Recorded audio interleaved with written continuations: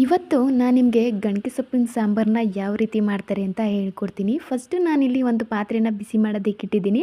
ಅದಕ್ಕೆ ಒಂದು 3 tea spoon ಎಣ್ಣೆನ ಕಾಯೋದಕ್ಕಿಟ್ಟಿದ್ದೀನಿ.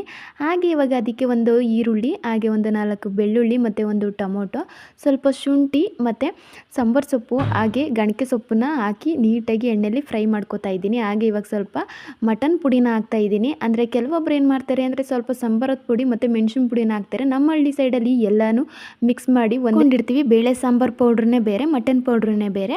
ಹಾಗೆ ಇವಾಗ ಸ್ವಲ್ಪ ಕಾಯಿ ತುರಿನ ಹಾಕಿ ನೀಟಾಗಿ ಮಿಕ್ಸ್ ಮಾಡಿಕೊಂಡು, ಸೊ ಇವಾಗ ಅದು ತಣ್ಣಗಾದ್ಮೇಲೆ ಅದನ್ನು ಮಿಕ್ಸಿ ಜಾರ್ಗೆ ಹಾಕ್ಕೊಂಡು ಫ್ರೈ ಮಾಡ್ಕೊತಾ ಇದ್ದೀನಿ. ಈಗ ಅದೇ ಪಾತ್ರೆಗೆ ಎಣ್ಣೆನ ಹಾಕಿ ಇವಾಗ ತೊಗರಿಕಾಳು, ಹಸಿ ತೊಗರಿಕಾಳು ಸೀಸನ್ ಆಗಿರೋದ್ರಿಂದ ಹಸಿ ತೊಗರಿಕಾಳು ಮತ್ತು ಬದನೆಕಾಯಿನ ಹಾಕಿ ಎಣ್ಣೆಲಿ ನೀಟಾಗಿ ಫ್ರೈ ಮಾಡ್ಕೊತಾ ಇದ್ದೀನಿ. ಹಾಗೆ ಇವಾಗ ನಾನು ಏನು ಮಸಾಲೆನ ರುಬ್ಕೊಂಡಿದ್ದೆ ಆ ಮಸಾಲೆನ ಆ ಕಾಳು ಒಳಗಡೆ ಹಾಕಿ ನೀಟಾಗಿ ಎಲ್ಲನೂ ಹಸಿ ಸ್ಮೆಲ್ ಹೋಗೋ ತನಕ ಮತ್ತೆ ಫ್ರೈ ಮಾಡ್ಕೊತಾ ಇದ್ದೀನಿ.